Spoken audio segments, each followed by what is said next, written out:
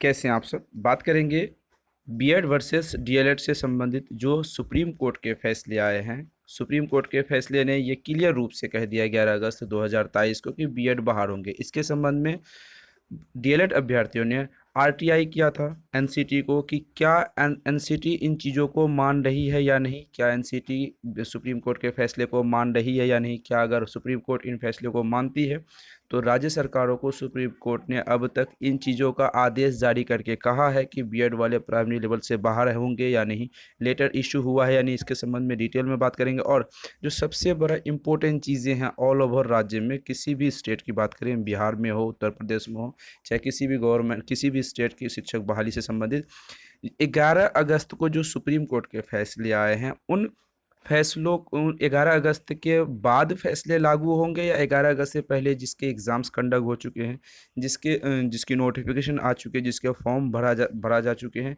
क्या उनके बारे में भी लागू होगा। इन तमाम चीज़ों पर डिटेल में बात करेंगे।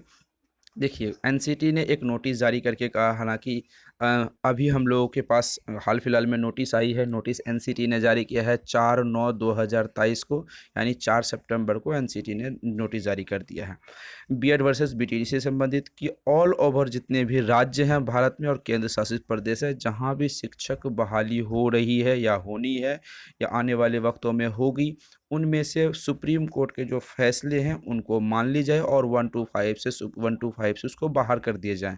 ये 4 सितंबर 2023 को ही सुप्रीम एनसीटी ने लेटर को जारी कर दिया है।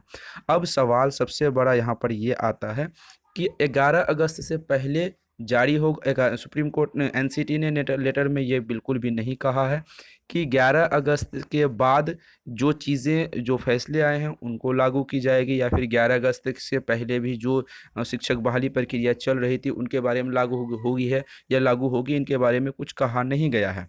जो शिक्षक बिहार में जो शिक्षक बहाली 2.0 आई है, दोबारा शिक्षक बहाली आई है, इनमें तो डेफिनेटली 100% यहाँ पर यह कहा जाएगा कि प्राइमरी लेवल से राज्य सरकारों को माननी होगी और राज्य सरकार इस बार ऐसी कोई गलती ना करें।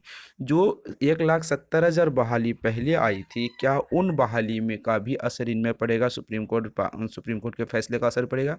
कुछ चीज़ें हैं कि सुप्रीम कोर्ट कहीं ना कहीं राज्य सरकार इन चीज़ों को मान भी चुकी है। स्टेट बिहार गवर्नमेंट की बात करते हैं, अदर स्टेट की बात अभी तक अदर स्टेट को भी माननी होगी, लेकिन 11 अगस्त के पहले फैसला होगा, मानना जाएगा या नहीं, इनकी चीज़ों में अभी तक क्लियर नहीं हो पाया है।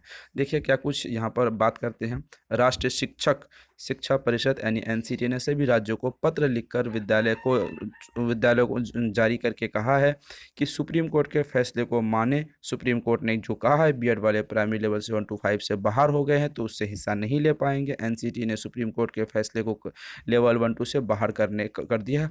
अब सिर्फ बीटीसी बेसिक ट्रेनिंग सर्टिफिकेट धारक या डीएलएड वाले अभ्यर्थी ही शिक्षक भर्ती पेपर 1-5 में भाग लेंगे। सुप्रीम कोर्ट के फैसले को राज्य सरकार और शिक्षा विभाग को मानने के लिए कहा गया है।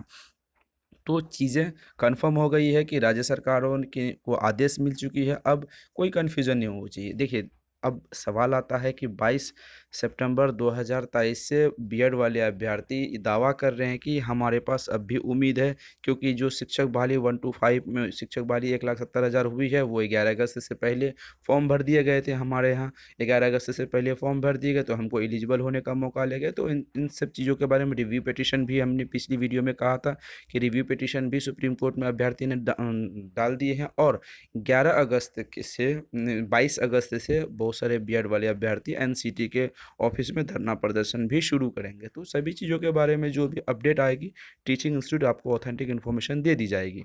7634993536 नंबर पर टीचिंग इंस्टीट्यूट से आप व्हाट्सअप करके बात कर सकते हैं। कैसी इन्फॉर्मेशन लगी कमेंट सेक्शन में ज़रूर बताइएगा। फिर मिलते हैं अगली वीडियो में।